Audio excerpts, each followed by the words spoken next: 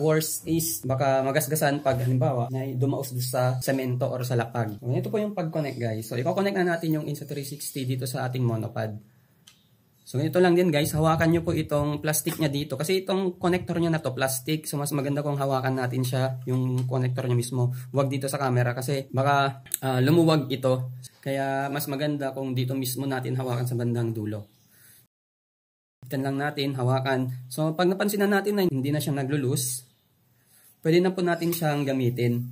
Power on nyo na lamang po siya at mag-start na kayo mag-record. And yung tamang position ng paghawak or pag-point nitong Insta360 para maganda yung record nyo, mamaya ituturo ko rin.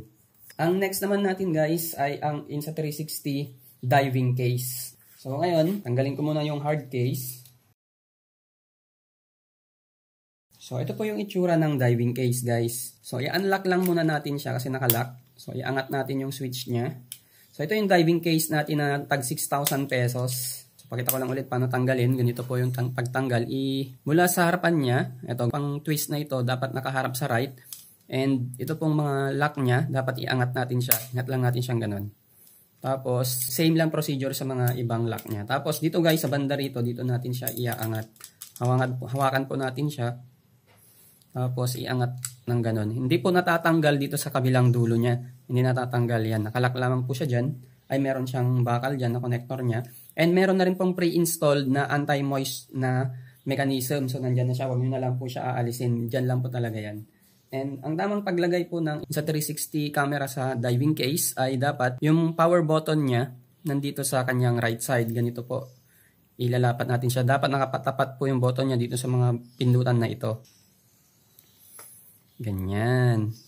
So, bago natin ilagay ito guys, make sure na naka-power on na yung camera. And meron pa po tayong ipipress na setting. So, slide muna natin kasi naka-lens protector lang siya. Ngayon, ilalagay natin siya sa diving case para ma-detect ng camera natin na nasa diving case po siya. Kailangan nating i-select yung diving case icon niya dito. So, para ma-activate siya. And maglalak po yung screen. Hindi na po yan matatouch. Ang pwede nyo na lang po gawin is i-remote po siya sa app niya mismo. And ayan nga po siya naka-indicate na slide up. I-slide up nyo po siya para ma-unlock. So, ayan. I-slide nyo lang po siya pataas at ma-unlock na. So, to go back with the, kung gusto nyo pong ilagay na talaga sa diving case is itap nyo lamang po yung diving case para maka-activate yung dive case mode niya. Tapos, saka nyo po ilagay. So, may lock na pong naka-icon. Yung mga power button niya dapat nasa right side at ilapat lamang po ng ganun. Once na nakapwesto na siya ng maigi, ayan, saka po natin siya i-close. So, ganito po yung pag-lock. Pagbalik ng lock, itaas lang natin siya ulit. Ganyan. Tapos, i-lock natin ganun. Ganyan. Ayan. So, once na nalock na po natin siya na ganyan, pwede na po natin siyang punasan yung lens po niya kasi may possibilities na mahawakan natin yung area part ng para sa lens po niya. Pero mas maganda as much as possible, wag natin hahawakan. So, ready to go na. Same procedure lamang po yung paglagay ng diving case sa ating monopod. Hawakan nyo lang din ulit yung monopod na yan. Ganyan. Hawakan nyo po dito, tapos saka nyo po i-lock. Pag nakalock na po siya ng husto, ayan, pwede nyo na po siyang gamitin. And extra tip ko rin po pala, no? Halimbawa, mag-water activity kayo, make sure na bago kayo pumunta sa tubig or bago kayo magbasa ng katawan, make sure na ilagay nyo na po kaagad yung camera dito sa diving case niya. Kasi kapag nagbasa muna kayo, nag-swimming kayo, saka nyo naalala, ay, meron pala akong Insta360, kunin ko muna. Tapos basa na yung kamay nyo, basa na yung damit nyo, katawan.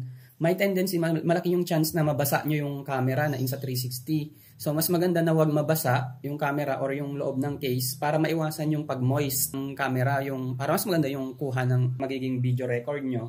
So, bago pumunta sa tubig, make sure na ilagay nyo na na-set up nyo na yung camera.